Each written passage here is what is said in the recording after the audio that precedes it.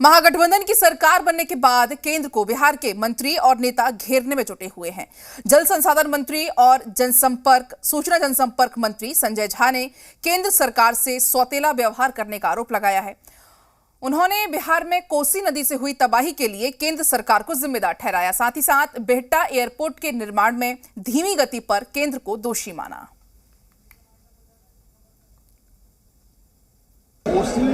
वो लेकर के आपको सबको पता है कि कितना बड़ा एरिया में फ्लड आता है। बिहार सरकार अपने बूते जो कर सकती है वो करती है, लेकिन ये दो कंट्री के बीच की बात है। अटल बिहारी वाजपेयी जी की जब सरकार थी और नीतीश कुमार जी भी मंत्री थे, उस समय ये सारा डीपीआर बनने के लिए विराटनगर में ऑफिस खुला।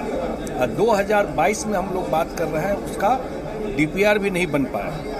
अब आप सोचिए, डीपीआर में इतना डिले है तो प्रोजेक्ट कब पूरा होगा? साथ साथ गलबहियां करके जब सरकार चला रहे थे हमारे साथ, कहाँ थे ये लोग?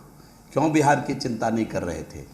आज एकदम से अलग होने के बाद माननीय संजय झा हो या कोई हो, उनको बिहार की चिंता आ गई, बाढ़ की चिंता पकड़ ली। क्योंकि जनता सवाल पूछने वाली है माननीय नीतीश कुमार जी से कि 17 वर्षों में उत्तर बिहार को आप बाढ़ की समस्या से निजात नहीं दिला पाए।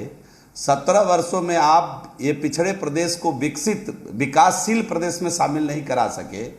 जनता के पास सवाल का बौछार है।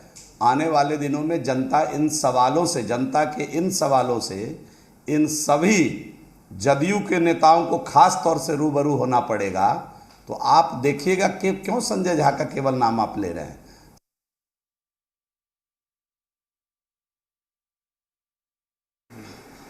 नीति नहीं है, देखिए सच्चाई है। यदि संजय झा जी बोल रहे हैं तो कोई गलत बात नहीं बोल रहे हैं। हमारा देश में फेडरल स्ट्रक्चर है, सेंट्रल और स्टेट दोनों को मिलकर के सरकार चलानी है, लेकिन वित्तीय मामले में सेंट्रल गवर्नमेंट पर राज्यों की निर्भरता रहती है। और बिहार में बाढ़ और सुखाड़ ये एक अहम सवाल है। ये कोई बिहार का मामला नहीं है, अंतर्राष्ट्रीय मामला है। हमारे सीमा से सटा हुआ नेपाल है और नेपाल की नदियों से बिहार में बाढ़ आ रही है। लगातार हम लोगों ने ये सवाल उठाया कि बाढ़ का अस्थायी समाधान निकालना चाहिए।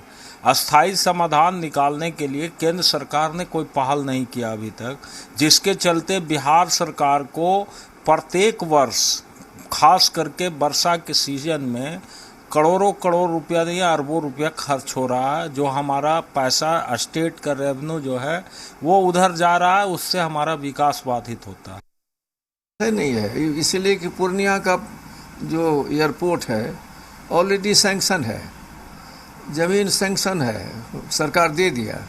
पैसा का अभाव में नहीं बना। जिसको अमित शाह जाके कह रहे हैं कि हम एयरपोर्ट बना देंगे या दे देंगे, ऑलरेडी है। उसी को कह रहे हैं कि हम आपको कुछ दे रहे हैं।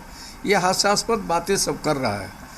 दूसरी बात है कि उनको इसलिए मिर्ची लगा हुआ है, उन लोगों को पैसा नहीं देने की बातें क्यों कर रहा है?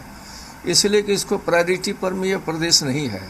वो समझता है कि हम ऐसे करेंगे या ये विकास के जो अभी गति है वो रुक जाएगा, तो लोग आक्रोश होगा। लोग नीतीश कुमार की सरकार के प्रति लोगों की धारणा बदल जाएगी, तो हमको वोट मिलेगा।